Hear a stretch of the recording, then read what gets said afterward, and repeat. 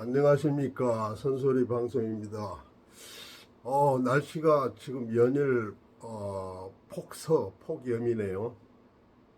정말 이렇게 하다가는 뭐 불에 타 죽을 그런 정도 느낌을 가지고 있습니다.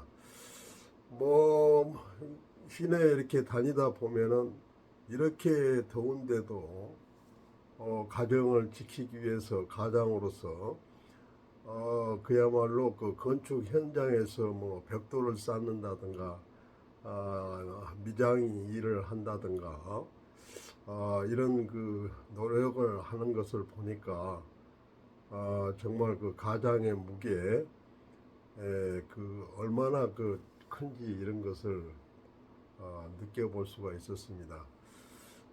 지금 뭐 이렇게 날씨가 더워서 사람들이 흥분을 잘해서 그런지 전국에서 막 도처에서 흉악범들이 날뛰고 있습니다.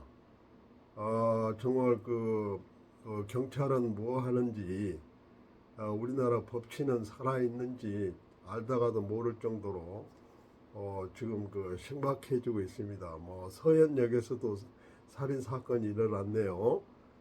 대전에서는 현직 교사가 또 그 고등학교에서 또 살해당하는 일이 생기고, 이 보통 문제가 아닌 것 같아요. 근데 이런 그 흉악범이 날뛰게 되는 그 배경은 뭘까? 왜 이렇게 사람들이 잔혹해지는가? 뭐 미국은 뭐 총기 소지를 허용하기 때문에 그런다고 하지만 우리나라는 엄연히 그 치안이 미국보다도 양호하고 안전하다고 하는 나라에서 뭐 더군다나 총기 소지도 불허하고 엄격하게 법으로 금하고 있는 상황에서 이런 식으로 이 참 그 흉악범들이 날뛰고 있으니 정말 그 큰일 났습니다. 뭐 오늘 낮에 이렇게 서울 대치동에서 살고 있는 제 딸이 전화가 왔는데 시내에 나가는 것이 겁이 난다고. 그래서 제가 이제 뭐 어린아이 데리고 이렇게 외출은 가급적이면 그만두라. 집에 있는 것이 안전하다. 이렇게 해서 그 안전하게 살아가도록 그렇게 말을 했습니다만은 정말 이게 큰일 났어요.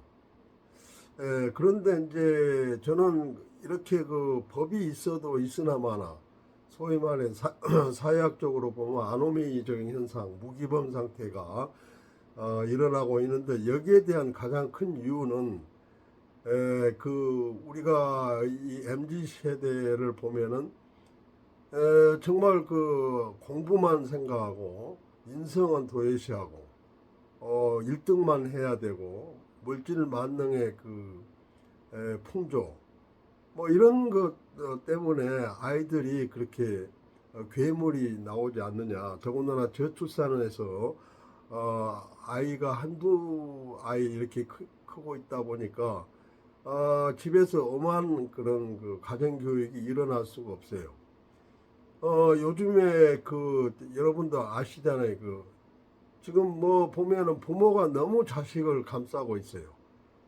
그래가지고 학교 선생님이 좀 뭐라고 한마디 하면은 그야말로 아동 폭력을 뭐 했다는 동 해가지고 학교 선생이 결국은 극단적인 선택을 하게 되고 또 교육 현장에서 쫓겨나게 되고 뭐 이렇게 되는 거예요. 그래서 옛날 같으면은 아이들이 학교에서 그렇게 그 나쁜 행동을 하면은 집에 오면은 부모들이 엄하게 다스렸어요.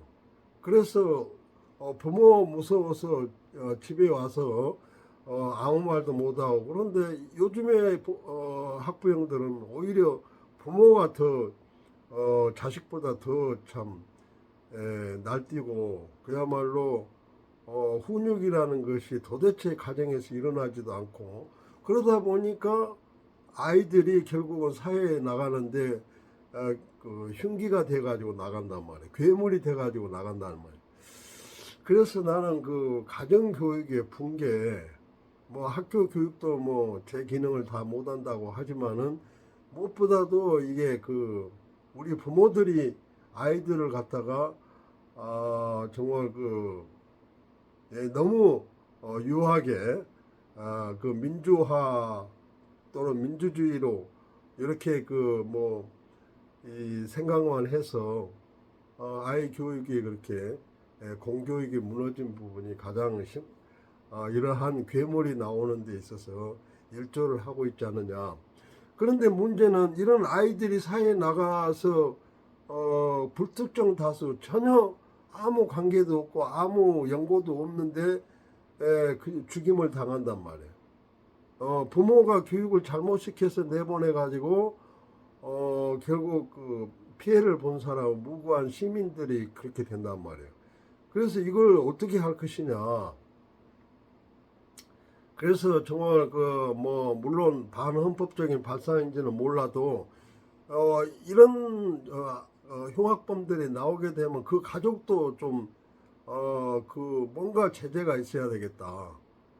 그 애를 만드는데 일차적인 원인이 물론 본인한테 있지만은 그 따지고 보면 부모도 가정에서 그런 흉기를 내보낸 그 부분에 대한 일말의 책임이 있는데 거기에 대해서는 아무 말도 안 하고 그 신변 보호를 해주고 또 그 절대 그 정보 공개 이런 부분에 있어서는 접근 자체가 안 되는 이런 사회에서는 언제든지 이런 그 문제가 생길 수가 있겠다.